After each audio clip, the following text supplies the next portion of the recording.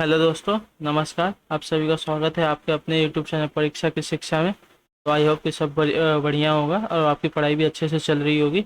अभी आपके एग्ज़ाम में ज़्यादा दिन नहीं बचा है, सिर्फ अभी 9 दिन आपके एग्ज़ाम में बचे हैं। तो आपकी तैयारी आप अब अच्छे से कीजिए।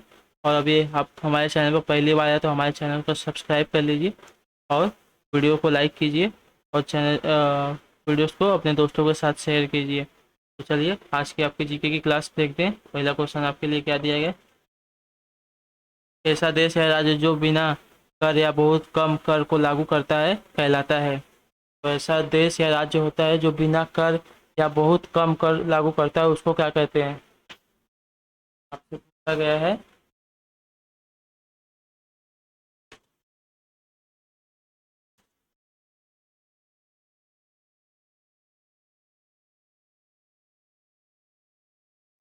बताने की कोशिश कीजिए क्या हो जाएगा इसका आंसर। ऐसा देश या राज्य जो बिना कर या बहुत कम कर को लागू करता है वो क्या कहलाता है।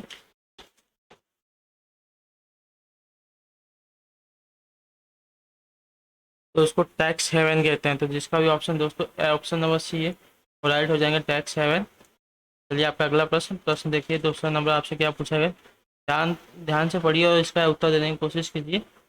हृदय योजना के तहत निम्नलिखित में से कौन सा शहर शामिल नहीं है। हृदय योजना के तहत कौन सा शहर शामिल नहीं है, इन चारों ऑप्शन में से आपको बताना है।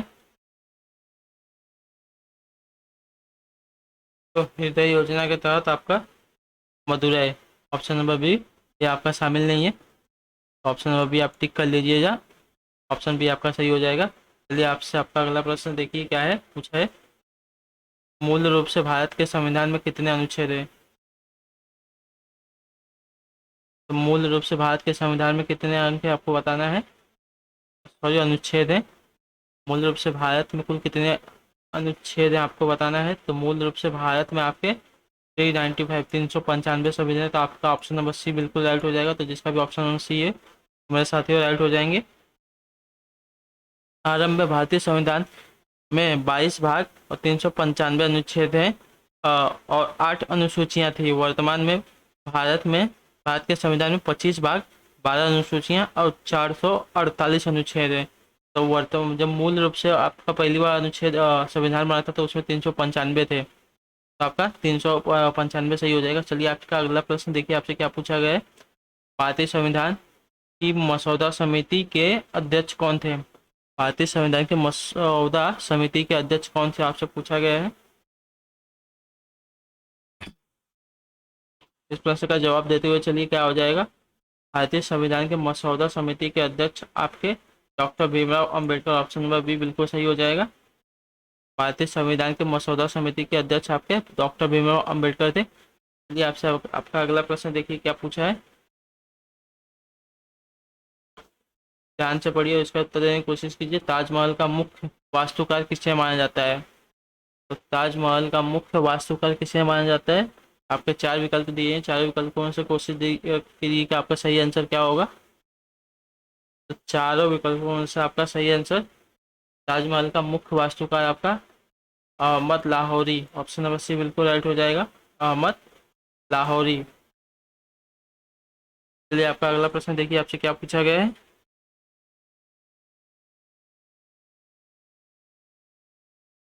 क्वेश्चन नंबर 6 आपसे देखिए क्या पूछा है। संगम साहित्य में निम्नलिखित में से किस राजवंश का उल्लेख नहीं किया गया है।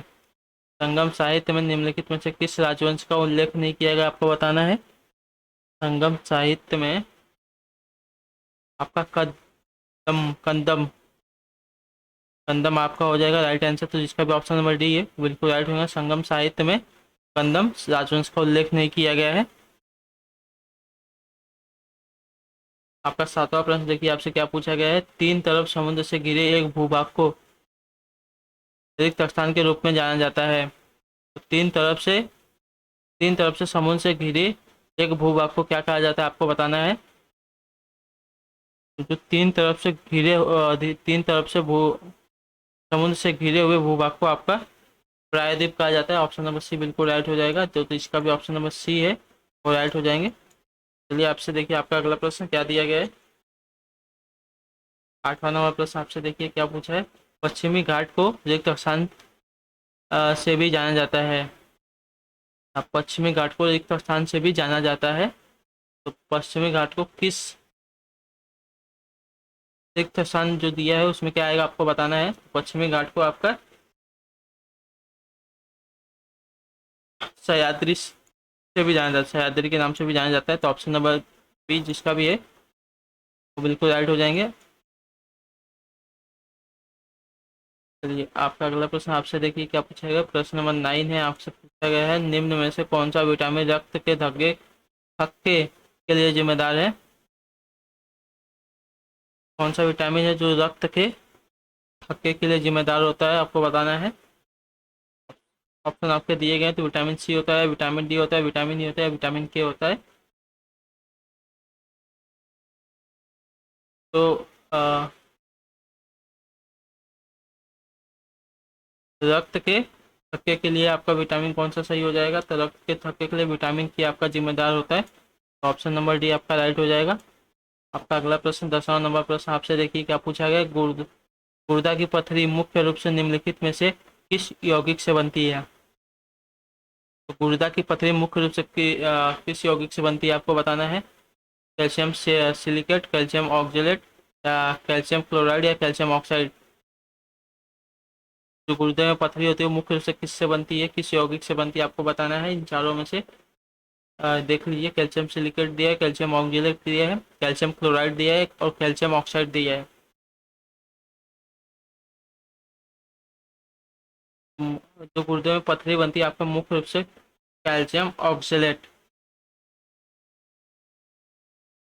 ऑप्शन नंबर बी आपका राइट हो जाएगा। तो जिसका भी ऑप्शन नंबर बी है वो राइट हो जाएंगे। Option number B calcium oxalate. तो गुर्दे में पथरी होती है आपकी कैल्शियम ऑक्जेलेट इस यौगिक से बनती है। चलिए आपका अगला प्रश्न प्रश्न नंबर 11 आपसे देखिए क्या पूछा गया। डीएनए डबल हेलिक्स का वर्णन किसने किया है। डीएनए हेलिक्स का वर्णन किसने किया आपको बताओ। डबल हेलिक्स का वर्णन किसने किया, इन चारों में सबको बताना है। डीएनए डबल हेलिक्स का वर्णन किसने किया आप सभी को बताना है। तो इसका राइट आंसर क्या होगा। तो डीएनए डबल हेलिक्स का वर्णन आपका जेम्स वाटसन और फ्रांसिस क्रिक दोनों ने किया है। James Watson and Francis Crick इन दोनों ने किया है, मिलकर किया है। इनके लिए इस डीएनए डबल हेलिक्स का वर्णन करने के लिए इनको नोबेल पुरस्कार भी मिल चुका है।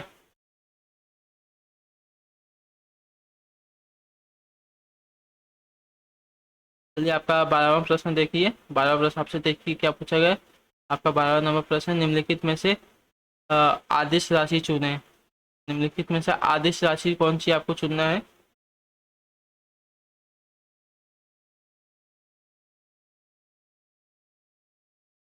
आदिश राशि आपकी क्या हो जाएगी आपको बताना है।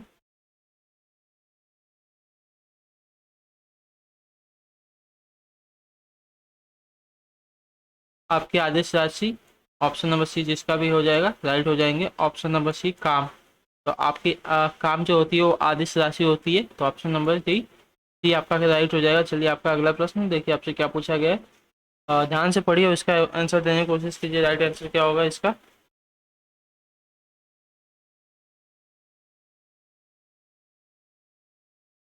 आपका प्रश्न पूछा है देखिए क्या है। निम्नलिखित में से कौन सबसे कठोर धातु है। निम्नलिखित में से कौन सा आपका सबसे कठोर धातु आपको बताना है। सबसे कठोर धातु सोना है, लोहा है, प्लेटिनियम है या टंगस्टन है। तो आपका सबसे कठोर धातु का भी ऑप्शन नंबर डी है। मेरे साथियों राइट हो जाएंगे। ऑप्शन नंबर डी वाले एकदम राइट हो जाएगा। टंगस्टन आपका सबसे कठोर धातु है। आपका 14 नंबर प्रश्न देखिए आपसे क्या पूछा गया है। 14 नंबर प्रश्न पूछा गया स्विचिंग डिवाइस के रूप में माइक्रो प्रोसेसर किस पीढ़ी के कंप्यूटर के लिए है। स्विचिंग डिवाइस के रूप में माइक्रो प्रोसेसर किस पीढ़ी के कंप्यूटर के लिए बना है आपको बताना है।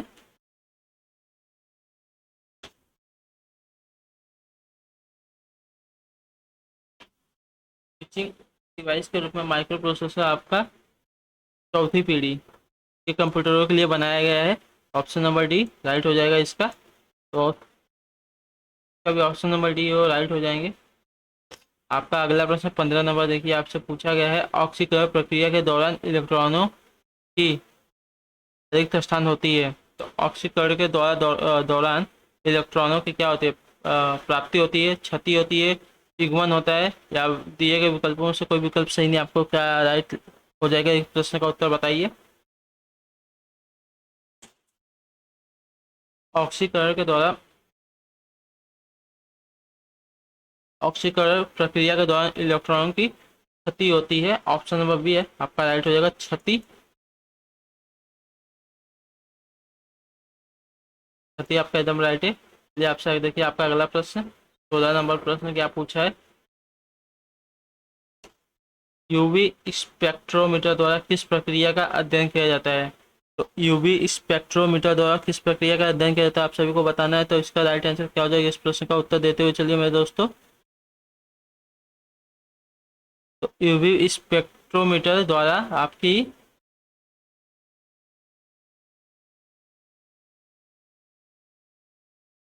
अल्ट्रा वायलेट रेस को बोलते हैं यूवी स्पेक्ट्रोमीटर। तो यूवी स्पेक्ट्रोमीटर द्वारा आपकी इलेक्ट्रॉनिक का अध्ययन किया जाता है, ऑप्शन नंबर बी बिल्कुल राइट है। इलेक्ट्रॉनिक इस प्रक्रिया का अध्ययन किया जाता है, यूवी स्पेक्ट्रोमीटर द्वारा इलेक्ट्रॉनिक प्रक्रिया का अध्ययन किया जाता है, जिसका भी ऑप्शन नंबर बी है और राइट हो जाएंगे, इलेक्ट्रॉनिक। आपका इस प्रश्न के लिए सही उत्तर है। आपका 17 नंबर प्रश्न आपसे देखिए पूछा गया है, जो परत यूवी विकिरणों से हानिकारक प्रभाव से जीवन को बचाती है उसे रिक्त स्थान कहा जाता है। तो जो परत यूवी विकिरणों से हानिकारक प्रभाव से जीवन को बचाती है उसको क्या कहते हैं आपको बताना है।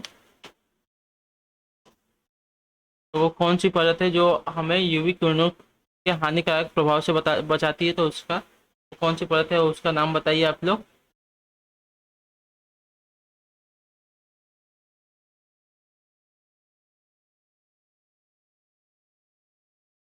तो इसका राइट आंसर क्या होगा बताने की कोशिश कीजिए। जो यूवी किरणें हैं वो कौन सी परत है जो हमको यूवी किरणों से बचाती है।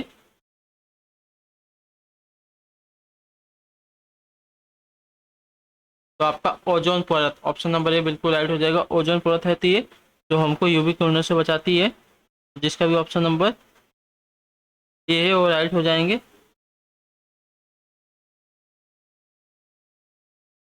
आपका 18 नंबर प्रश्न आपसे देखिए क्या पूछा गया है, निम्नलिखित में से किस राज्य सरकार ने स्वतंत्रता सेनानियों के गांवों के विकास के उद्देश्य से शहीद ग्राम विकास योजना की स्थापना की। निम्नलिखित में से कौन सा राज्य है सरकार है जो स्वतंत्रता सेनानियों के गांवों के विकास के उद्देश्य से शहीद ग्राम विकास योजना शुरू की, आपको बताना है। आपका झारखंड, जिसका भी ऑप्शन नंबर सी आ रहा है उधर राइट हो जाएंगे, झारखंड राज्य है। राज्य सरकार ने स्वतंत्रता सेनानियों को गांवों के विकास के उद्देश्य से शहीद ग्राम विकास योजना शुरू की है। आपका झारखंड ऑप्शन नंबर सी बिल्कुल राइट है। आपका अगला प्रश्न देखिए आपसे क्या पूछा गया है, 19 नंबर प्रश्न आपसे पूछा गया है, सबसे पहले इसने यह खोजा कि पृथ्वी सूर्य के चारों ओर चक्कर लगाती है। सबसे पहले किसने खोजा था कि पृथ्वी सूर्य के चारों ओर चक्कर लगाती है, आपको बताना है।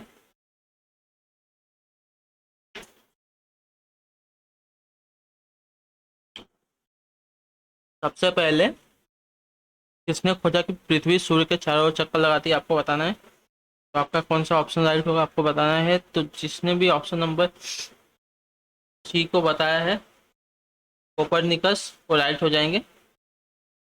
इनका पूरा नाम क्या था, निकोलस कोपरनिकस। इन्होंने पहली बार बताया था, सबसे पहले इन्होंने बताया था कि जो हमारी पृथ्वी है वो सूर्य के चारों ओर चक्कर लगाती है, ना कि सूर्य हमारे पृथ्वी के चारों ओर चक्कर लगाता है। तो ऑप्शन सी जिसका भी राइट है वो राइट हो जाएंगे, निकोलस कोपरनिकस आपका राइट आंसर हो जाएगा ऑप्शन नंबर सी। आपका 20वां नंबर प्रश्न आपसे देखिए क्या पूछा गया है, इनमें से उद्देशिका का कौन सा शब्द हमें एक परिवार के सदस्य होने की भावना को प्रदर्शित कराता है। इनमें से उद्देशिका का कौन सा शब्द हमें एक परिवार के सदस्य होने की भावना को प्रदर्शित कराता है, आपको बताना है। तो आपका राइट आंसर क्या होगा, इस प्रश्न का उत्तर देने की कोशिश कीजिए। कौन सा उद्देशिक शब्द हमें एक परिवार के सदस्य होने की भावना को प्रदर्शित कराता है। भाईचारा। ऑप्शन नंबर सी आपका राइट हो जाएगा। भाईचारा शब्द होता है जो हमें एक परिवार के सदस्य होने की भावना को प्रदर्शित कराता है, तो ऑप्शन नंबर सी आपका राइट हो जाएगा। चलिए देखिए आपसे अगला प्रश्न क्या पूछा गया है, ध्यान से पढ़िए और इसका आंसर देने की कोशिश कीजिए। प्रसिद्ध नकब नकबलेबर नकब लेबर त्योहार निम्नलिखित में से किस राज्य के अंतर्गत आता है? नकब लेबर त्योहार आपका बताना है कि किस राज्य के अंतर्गत आता है। पश्चिम बंगाल के अंतर्गत आता है, या उड़ीसा के अंतर्गत आता है, या बिहार के अंतर्गत, या झारखंड के अंतर्गत? तो नकब लेबर आपका त्योहार, नकब लेबर त्योहार आपका नहीं होगा, नाकाब लेबार होता है। नाकाब लेबारा, नाकाब लेबारा आपका सही नाम हो जाएगा इसका। प्रसिद्ध नाकाब लेबारा त्योहार निम्नलिखित में से किस राज्य के अंतर्गत आता है, कब आपको बताना है। तो आता है उड़ीसा के अंदर। इसका भी ऑप्शन नंबर बी है, तो इसका राइट हो जाएंगे नाकाब लेबारा। ये त्योहार आपका उड़ीसा राज्य के अंतर्गत आता है। आपका अगला प्रश्न 22 नंबर प्रश्न आपसे देखिए क्या पूछा है। शरद जोशी सम्मान निम्नलिखित में से किसे प्रदान किया जाता है? शरद जोशी सम्मान आपको बताना है निम्नलिखित में से किस क्षेत्र में प्रदान किया जाता है। तो आपका शरद जोशी सम्मान आपका व्यंग और निबंध, ऑप्शन नंबर ए, व्यंग और निबंध के संदर्भ में प्रदान किया जाता है, तो ऑप्शन नंबर ए राइट हो जाएगा इसका। आपका अगला प्रश्न 23 नंबर प्रश्न आपसे देखिए क्या पूछा है। पुस्तक खुल्लम खुल्ला के लेखक कौन है? जो पुस्तक है खुल्लम खुल्ला, इसके लेखक कौन है आपको बताना है।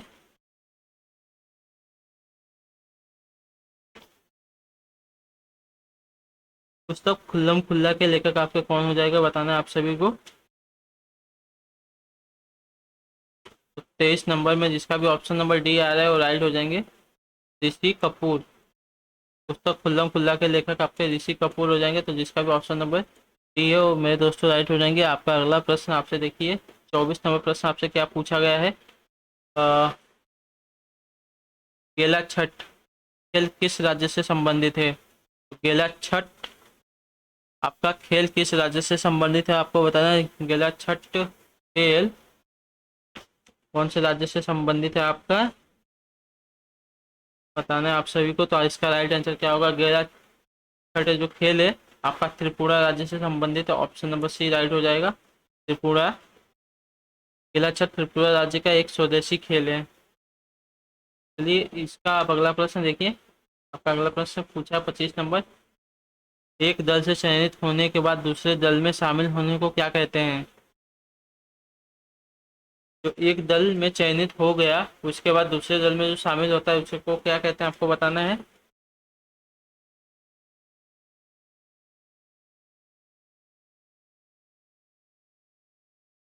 एक दल में चयनित होने के बाद दूसरे दल में शामिल होने को क्या कहा जाता है?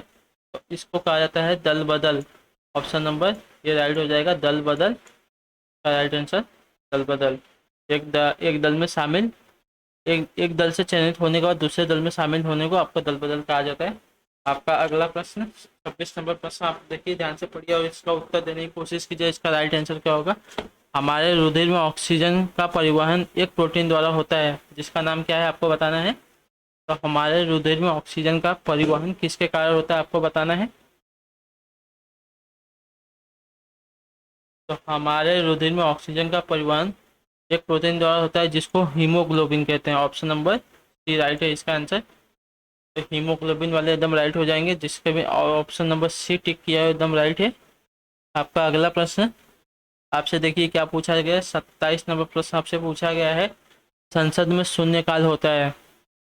संसद में शून्यकाल कब होता है आपको बताना है। जब ऑप्शन ए आपका दिया है जब विपक्षी दल के प्रस्तावों को स्वीकार किया जाता है, ऑप्शन बी आपका दिया है जब अत्यधिक महत्व के मामले उठाए जाते हैं, या ऑप्शन सी जब कोई सरकारी कार्य नहीं होता, या ऑप्शन डी प्रातःकालीन एवं अपराह्नकालीन सत्रों के बीच के मध्यांतर को।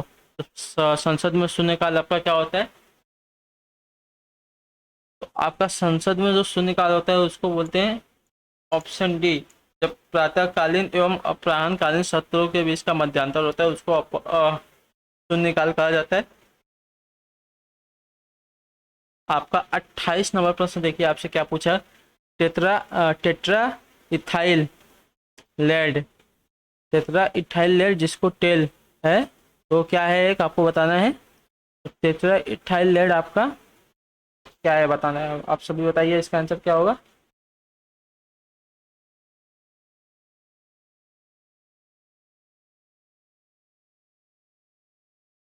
टेट्रा इथाइल आपको बताना है। टेट्रा इथाइल एक रेडी रिड रिड रिड कैंट है, रिड कैंट है।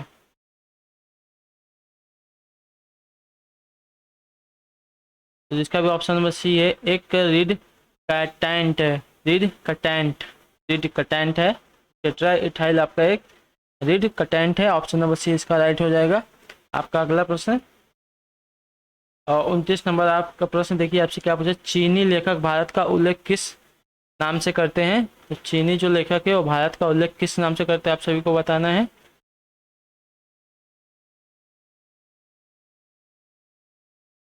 चीनी लेखक भारत का उल्लेख सिसुकी के नाम से करते हैं, तो ऑप्शन नंबर सी इसका राइट आंसर है। जिसका भी ऑप्शन नंबर सी हो दोस्तों राइट हो जाएंगे। चीनी लेखक भारत का उल्लेख आपका सिसुकी नाम से करते हैं। आपका अगला प्रश्न 30 नंबर प्रश्न देखिए, आपका पूछा गया है। किस गवर्नर जनरल के शासनकाल के दौरान भारत को ईस्ट इंडिया कंपनी के हाथों से स्थानांतरित करके ब्रिटिश क्राउन को सौंप दिया गया। तो कौन सा जनरल गवर्नर था जिसके शासनकाल के दौरान भारत को ईस्ट इंडिया कंपनी के हाथों से स्थानांतरित करके ब्रिटिश क्राउन को सौंप दिया गया था। तो इसका राइट आंसर क्या होगा, आप बताने की कोशिश कीजिए। उस समय कौन सा जो गवर्नर जनरल था, उसके शासनकाल के दौरान भारत को ईस्ट इंडिया कंपनी के हाथों से हाथों से स्थानांतरित करके ब्रिटिश क्राउन को सौंप दिया गया था। तो उसका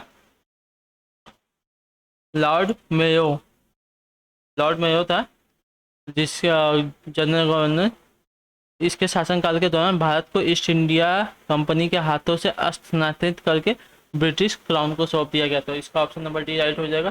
जिसने भी ऑप्शन नंबर डी दिया है इसका आंसर राइट हो जाएंगे। तो है आपके जीके के 30 क्वेश्चन। तो आई होप कि आपको क्लास अच्छी लगी हो। अभी आप अपना एग्ज़ाम अच्छे से अपने एग्ज़ाम की तैयारी कीजिए और हमारे वीडियोस को लाइक कीजिए और वीडियोस को शेयर कीजिए अपने दोस्तों के साथ। और अभी तक आपने हमारे चैनल को सब्सक्राइब नहीं, तो सब्सक्राइब के लिए आपका क्लास में जुड़ने के लिए बहुत बहुत धन्यवाद। चलो आपसे मिलते हैं आपके अगली क्लास में, तब तक के लिए टाटा बाय बाय, जय हिंद, जय भारत।